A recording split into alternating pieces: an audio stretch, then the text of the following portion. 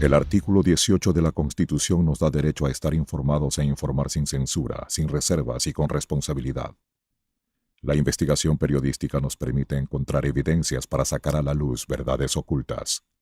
Nuestra misión es presentar esas evidencias porque las evidencias nunca mienten. Amigos televidentes, tengan ustedes muy buenas noches. Bienvenidos a Artículo 18, donde solo cuentan las evidencias. El derecho a expresarse es algo intrínseco en el ser humano. Nacemos con la necesidad de comunicarnos y cuando crecemos queremos hacerlo con absoluta libertad y ante todo el mundo, incluso con el riesgo de caer en excesos. La opción de opinar libremente en público se la debemos a Grecia, cuando sus habitantes empezaron a participar en la vida pública, gracias a la democracia, que también fue creada por los griegos. Ellos llegaron a la conclusión de que si podían elegir libremente a sus gobernantes, también tenían la libertad de criticarlos públicamente. Así nació el derecho que hoy conocemos como libertad de expresión. Al poco tiempo, las críticas de los ciudadanos empezaron a molestar a la clase dominante. Entonces, aparecieron las acusaciones de abuso de libertad de expresión. Y así se crearon las primeras leyes contra este derecho, con sanciones muy duras cuando las críticas afectaban al gobernante. La lucha entre la libertad de expresión y la opresión ha continuado a lo largo de la historia de la humanidad. Tomó fuerza con la aparición de la imprenta. Surgieron leyes para limitar la distribución de libros o para controlar su contenido. Hasta nuestros días, esta lucha sigue y la vemos a diario. Gobiernos autoritarios tratando de callar a medios de comunicación o instituciones poderosas en contra de quienes luchan a favor del derecho a opinar e informar con libertad. Estamos en la segunda década del siglo XXI y esta lucha se ha vuelto aún más intensa con el surgimiento de tecnologías que permiten literalmente a cada ciudadano del planeta expresar su opinión a través de las redes sociales y desde un simple teléfono celular. Y ya han aparecido quienes pretenden controlar la red y evitar los excesos que se pudieran cometer. En Ecuador, los últimos 10 años han sido infernales para el periodismo. El gobierno de Rafael Correa creó una estructura de 23 medios de comunicación entre canales de televisión, estaciones de radio, agencias de noticias y medios escritos. Además, se instaló un centro de operaciones en las redes sociales, denominado Troll Center. Como si esto fuera poco, en el año 2011 impulsó una ley de comunicación en la que se incluyó, a último momento, una superintendencia de comunicación que se convirtió en el aparato persecutorio de periodistas y medios. Pero como no era suficiente, también se utilizó la justicia para perseguir periodistas, medios de comunicación y a quienes hicieran uso indebido de los medios o redes sociales para criticar al gobierno. Aunque hay quienes opinan que no debería existir una ley de comunicación, no es posible no tenerla, porque hay un mandato de consulta popular que nos obliga a tener una ley de comunicación. Por lo tanto, solo podemos hablar de reformas o una nueva ley. ¿Qué hemos preparado aquí en Artículo 18 para contribuir con un mejor periodismo? Por primera vez en este país se ha realizado una encuesta dirigida exclusivamente a quienes trabajan en medios de comunicación o que su trabajo gira alrededor de la comunicación. Artículo 18 diseñó una muestra proporcional con 200 comunicadores, entre los que se incluyó a periodistas profesionales y no profesionales. Se escogió a reporteros, camarógrafos, editorialistas, relacionistas públicos, propietarios de medios, directores, editores, publicistas, académicos y productores. Formulamos 10 preguntas cerradas y de selección múltiple, en las que se mencionaron los puntos de la ley que han generado mayor controversia. Las respuestas se recolectaron a través de un formulario en Internet de manera confidencial y reservada. Además, hemos recogido la opinión de experimentados comunicadores de diversos medios de comunicación para que ustedes conozcan sus sugerencias. Todos ellos son comunicadores activos, viven de esta profesión, aman su trabajo y desean un periodismo en libertad y con responsabilidad. De los 200 encuestados, obtuvimos respuesta de 140, o sea, el 70%, y estos son los resultados. Pregunta 1. ¿Cree usted que debe derogarse la actual ley de comunicación y crear otra que la sustituya? El 84% de los comunicadores respondió que sí considera que debería derogarse la actual ley y buscar otra que la sustituya.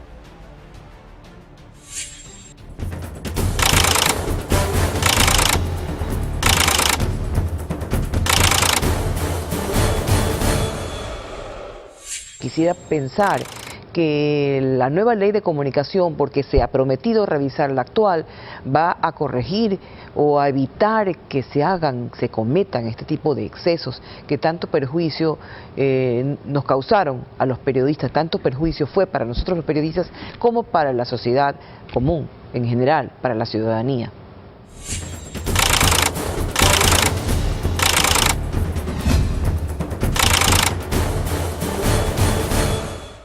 Si usted revisa los principios o los elementos sobre los cuales fue planteada la necesidad de crear una nueva ley de comunicación, todo ya estaba regulado. La no concentración de medios ya estaba regulada en la ley de radio y televisión. La responsabilidad ulterior de periodistas o actores de la comunicación ya estaba regulada en la normativa civil y penal del Ecuador. De hecho, han habido juicios importantes en el Ecuador por razón de calumnias, etcétera, entre otras. Usted podía entrar en el detalle de la regulación para cosas específicas como cómo aplicar la réplica de ser necesario. Me explico, esas cosas tal vez podía entrar, pero eso ya es mucho detalle. Eso podría haber sido algún reglamento en particular de la misma ley de radio y televisión si fuese el caso. Cabe indicar que nuestra pregunta no contempló como opción que esta desapareciera, ya que su creación contó con el respaldo de la ciudadanía que acudió a consulta popular el 7 de mayo del 2011. En aquella fecha, por una diferencia muy estrecha, el sí se impuso al no. Pregunta 2. ¿Cree usted que debe desaparecer la Superintendencia de Comunicación como ente regulador de contenidos en los medios de comunicación? Uno de los puntos más polémicos de la expedición de esta ley fue precisamente la implementación de una Superintendencia de Comunicación, una figura que no existía en los primeros debates, en la que confluían demasiadas atribuciones, de mucha importancia, y que la manera en que se elegía su titular no garantizaba que existiera distancia entre este y el Ejecutivo. Por esto, un 83% de los periodistas consultados consideró que debería desaparecer la Superintendencia de Comunicación como ente regulador de contenidos en los medios de comunicación.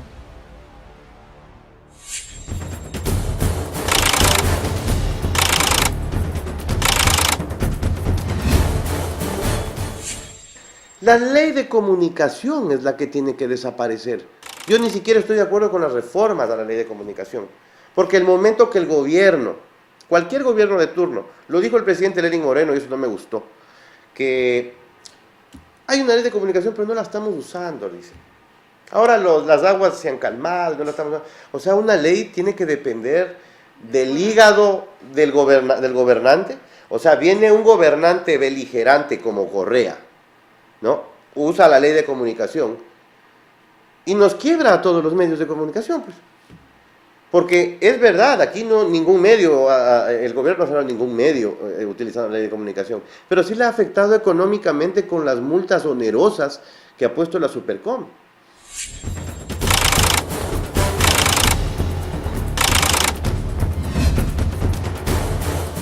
No hace falta una ley y muchísimo peor un funcionario que te esté diciendo qué se titula, qué es noticia, porque de nuevo hay estas ambigüedades, ¿no? ¿Quién dice que es noticia? ¿Quién dice que es de interés público? ¿La Cordicom? ¿La Supercom? ¿De acuerdo a quién? Entonces, ahí sí vemos que la ley sí responde, por cómo está planteado, a un organismo de control que va a decidir qué es periodismo, cuando en realidad lo que ellos quieren mostrar es propaganda y no periodismo. Se ha visto cómo se mide con varas distintas medios públicos o estatales versus medios privados, y eso se puede ver solamente en las sanciones que aplica la Cordicom y la Supercom. Pregunta 3. ¿Considera usted que la comunicación es un derecho humano o un servicio público? El hecho de que la comunicación haya sido considerada como un servicio público y no como un derecho humano también constituyó motivo de discusión por las implicaciones que esto conlleva. Mientras un derecho humano es una actividad a la que todos tenemos derecho sin más restricciones que aquellas contempladas por las leyes, al ser considerada servicio público, le da potestad al Estado para regular y controlarla. Por este motivo, el 95% manifestó que la comunicación no debería considerarse como un servicio público, sino como un derecho humano.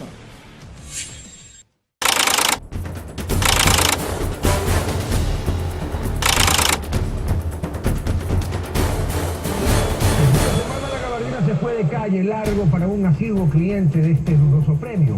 La gabardina, no la del Humphrey, la para los ineptos, los ineficientes, los tontos y los demás. Es obvio que la comunicación es un derecho humano, pues si nos estamos comunicando. Vamos a desde el comienzo. Todo diálogo es una comunicación.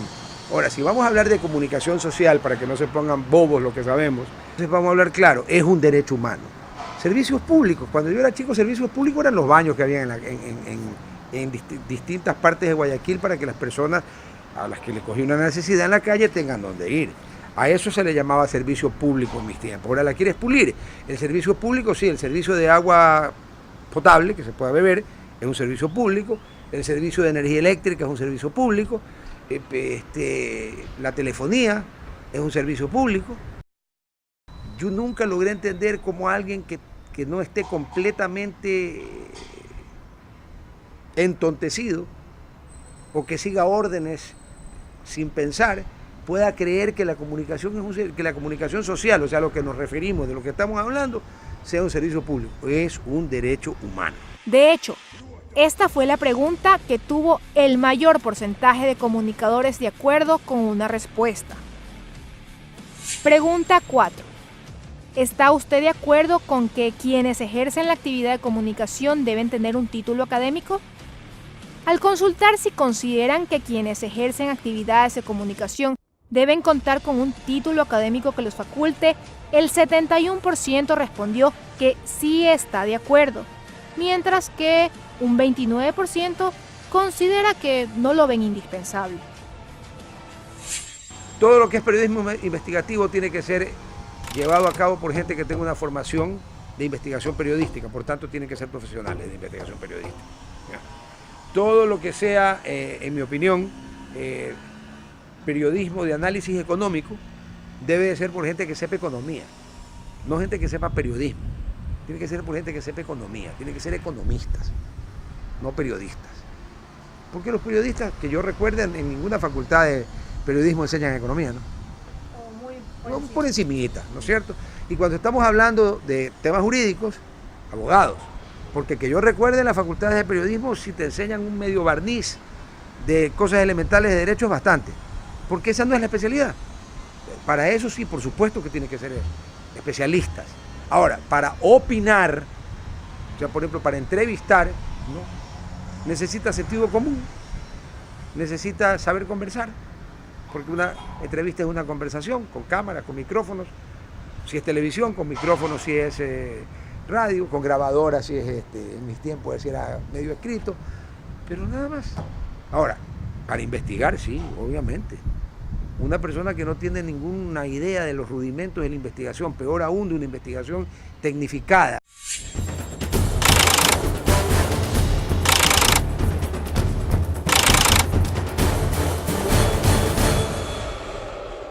¿Dónde está la ciudadanía? ¿Dónde está la sociedad? ¿Dónde están los periodistas? La pregunta que nos hacemos los medios de comunicación es: los periodistas que tienen título, los comunicadores sociales que tienen título y están ejerciendo su profesión, ¿están trabajando en medios de comunicación? Los medios de comunicación de cobertura nacional, de cobertura regional, de cobertura local, los medios provinciales, cantonales, ¿están contratando a periodistas profesionales o comunicadores sociales con título? Con esos salarios que nos obliga la disposición legal, es imposible que los medios de comunicación podamos contratar a periodistas o profesionales con ese salario. Es absolutamente imposible. Tal vez los medios de comunicación, radio, televisión, prensa escrita, de Quito o Guayaquil. Cuenca difícilmente, porque son las ciudades grandes donde se centra la parte fuerte de inversión publicitaria. Pero, ¿qué debe ocurrir cuando un comunicador comete una infracción? ¿Cómo debe sancionarse a un periodista que miente u ofende? Pregunta 5.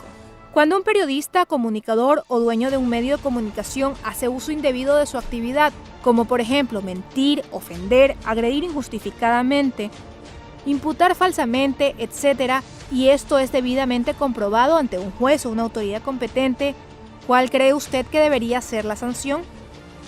En lo que respecta a sanciones por infracciones cometidas por comunicadores, nuestro sondeo incluyó como opciones la prisión por determinado tiempo, el pago de una indemnización al afectado, la prohibición de ejercer la actividad determinado tiempo, la clausura al medio de comunicación y una opción abierta a sugerencia de los consultados. Aquí se podía elegir más de una opción, y la que fue señalada como la mejor manera para castigar una actividad indebida fue el pago de una indemnización al afectado, con un 48% de preferencia, seguida por la prohibición de ejercer la profesión por determinado tiempo, con un 37%. Aún así, nuestros entrevistados insistieron en que las leyes civiles y penales, antes de la creación de la Ley de Comunicación, ya contemplaban sanciones para este tipo de acciones. La ley ha previsto situaciones como estas o similares. Existe ya en nuestros códigos la forma de sancionar a periodistas o medios que hayan actuado así. No entiendo por qué la ley de comunicación pretende otro tipo de sanciones. Además, y lo más importante, los periodistas, los medios nos debemos al público y es el público el que nos premia o nos castiga con su sintonía o con su lectura o siendo no las personas que nos escuchan. La actuación de un periodista siempre está bajo el escrutinio público. No entiendo por qué esta ley de comunicación ha pretendido todavía castigarnos más de lo que ya puede hacerlo y desde siempre la ley. Pregunta 6. ¿Cree usted que una nueva ley de comunicación debe estar redactada acorde a los principios universales de libertad de expresión promulgados por organismos y convenios internacionales a los cuales está suscrito Ecuador? ¿O debe redactarse según nuestras propias costumbres? Al momento de redactar un nuevo cuerpo legal o hacer cambios, es importante que todo lo que se diga esté en sintonía con principios universales. Así lo manifestó el 93% de quienes respondieron el formulario. Todas las leyes que se desarrollen en el Ecuador tienen que estar en sintonía, en armonía con los instrumentos internacionales que el Ecuador haya suscrito. En definitiva, cualquier ley que hagamos tiene que ir por esa línea en materia de comunicación. De hecho, la Relatoría Especial de la Libertad de Expresión en varias ocasiones hizo informes explicando razones por las cuales la ley de comunicación en el Ecuador no estaba adaptada al derecho internacional en materia de libertad de expresión. Aquí estamos acostumbrados a que nos hagan cadenas. Yo le invito a que vaya a cualquier país civilizado donde se respeten los derechos humanos. No existen las cadenas salvo en emergencia y catástrofe natural o guerra, por obvias razones, porque hay que coordinar el movimiento de la ciudadanía, una evacuación. Caso contrario no existe porque nadie le puede obligar o forzar a ver lo que no quiere ver.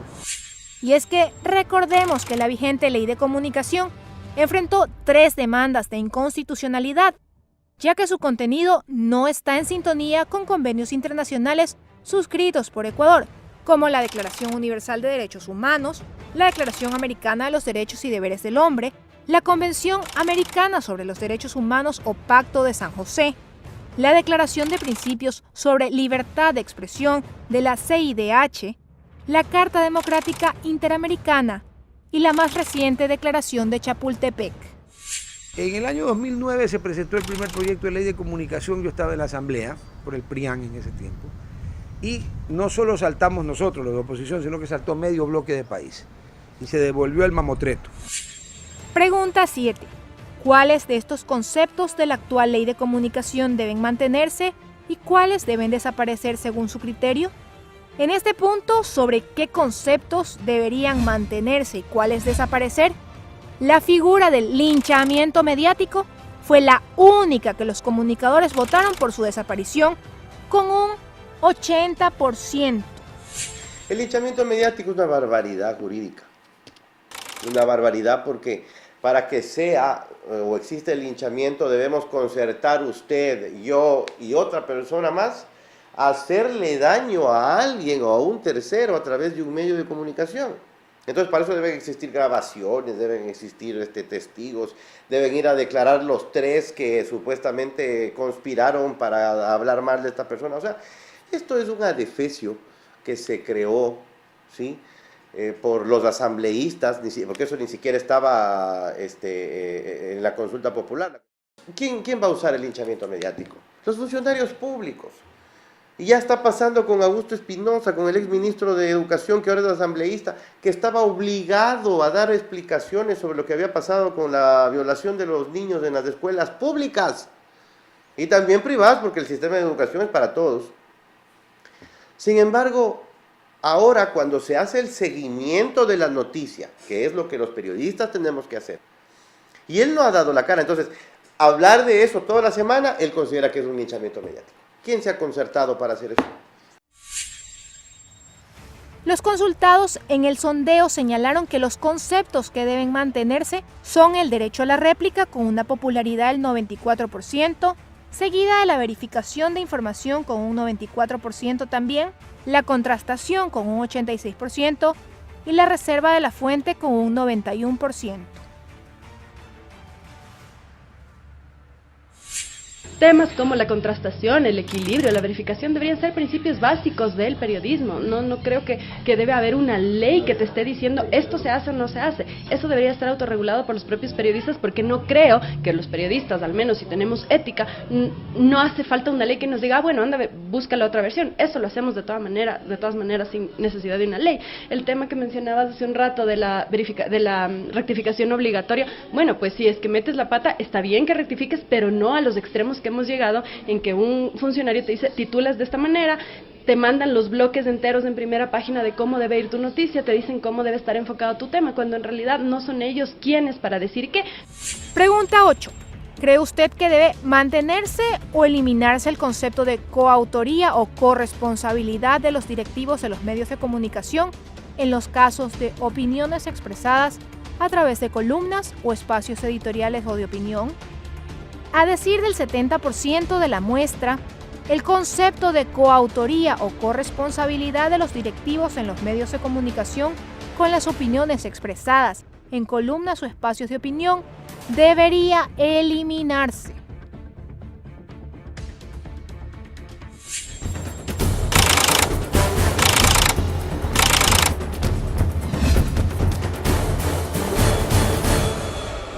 Defender a sus cadáveres políticos tristes, ojerosos y sin ilusiones, secar las lágrimas de las sumisas y luego dar la bronca por la consulta popular. La responsabilidad de ellos es absolutamente absurda. Al establecer que un director de un medio tiene que estar atrás persiguiendo a los columnistas de opinión para ver qué dicen y qué no dicen, es absolutamente absurdo, genera el alto peligro de provocar censura previa, autocensura, atenta absolutamente la libertad de expresión de quienes incursionan en el género periodístico de la opinión y por lo tanto afecta muchísimo a la construcción de una sociedad más democrática e informada. Pregunta 9. ¿Cree usted que los funcionarios públicos deben tener derecho a solicitar réplicas o rectificaciones cuando son criticados por periodistas o comunicadores? ¿O por el hecho de ser funcionarios públicos deben estar sometidos a un escrutinio público más riguroso, como lo contempla la Convención Interamericana de Derechos Humanos en materia de libertad de expresión?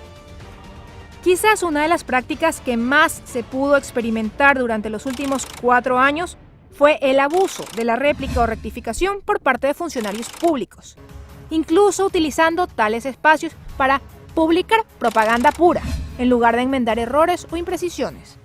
Por esta razón, un 65% de los comunicadores consideró que los funcionarios públicos deben estar sometidos a un escrutinio público más riguroso, como lo contempla la Convención Interamericana de Derechos Humanos y otros organismos internacionales. En efecto, es así. hay jurisprudencia internacional al respecto. El problema que hemos tenido en el Ecuador es que determinadas figuras políticas, determinados mandatarios no aceptaban ningún tipo de críticas, o sea, pensaban que o pensabas como ellos o no pensabas como ellos. Esta dificultad de entender que se puede pensar distinto, que eso enriquece a la sociedad, nos llevó a las situaciones que ya vivimos en la década pasada. Hace pocos años la Superintendencia de Telecomunicaciones, la Supertel, que ya no existe, ¿qué es lo que hacía? Si el medio de comunicación incurría en una falta, ¿qué es lo que hacía la Supertel? Le llamaba al concesionario y el concesionario o gerente del medio de comunicación sabía que le estaban controlando y ¿qué es lo que le hacían? Le anticipaban que corrija su proceso en la parte de comunicación y en la parte técnica o de frecuencia. ¿Qué hacía el medio de comunicación? Corregía su proceso. El día de hoy ese paso, que es el principal, se eliminó. Hoy va de una a la sanción. Pregunta 10. ¿Cree usted que la comunicación ejercida por la ciudadanía en redes sociales, blogs, sistemas de mensajería o cualquier forma de comunicación no tradicional a través de sistemas digitales, electrónicos y del espacio cibernético debe ser regulada por el Estado? Finalmente, aunque la ley en vigencia dejó por fuera de su competencia a la comunicación en redes sociales, blogs, sistemas digitales y espacio cibernético, hay políticos y autoridades que presionan por la regulación y control de este tipo de contenidos, acción que no deja de preocupar ante la posibilidad de que se introduzcan reformas o se elabore un nuevo cuerpo legal que sí lo contemple. Los comunicadores se pronunciaron abrumadoramente en contra. El 83% de nuestra muestra considera que la comunicación en los espacios cibernéticos no debe ser regulada por el Estado. Estas regulaciones han sido todo el tiempo como persecutorias, mucho más que buscar realmente una voluntad de que se mejore el periodismo. Eso no ha sucedido, sino más bien caer, restringir, y en espacios digitales sería lo mismo. Poner una legislación específica para redes digitales, yo creo que no sería para nada lo mejor, ni iría para nada con esta voluntad que se habló en algún momento de que ponían la ley de comunicación para mejorar el periodismo. Eso no ha pasado. Estoy absolutamente en contra que existan normas que regulen, controlen, sancionen el accionar de la ciudadanía en redes sociales. Yo creo que las redes sociales son incontrolables, incluso por más leyes que existan, las redes sociales siempre encuentran un camino por el cual buscar la libertad. Si no, pregúntenle al propio gobierno chino, que por más que prohíbe, los chinos tienen Facebook, pero es muy peligroso, es restrictivo de las libertades, y tarde o temprano funciona como un mecanismo del poder político para controlar a la opinión pública. Cuando hablamos de libertad, debemos estar conscientes de que ésta debe ser practicada bajo ciertas normas y reglas.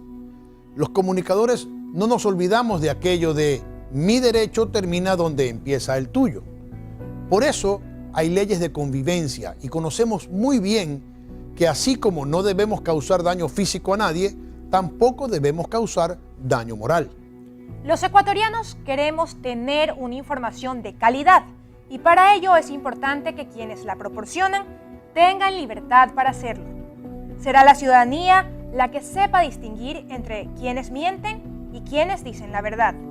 Y finalmente, así como hay ciudadanos que deciden convertirse en funcionarios públicos para tomar decisiones que atañen a todos, el resto de la ciudadanía tiene derecho a saber y a conocer todo lo que ellos hacen.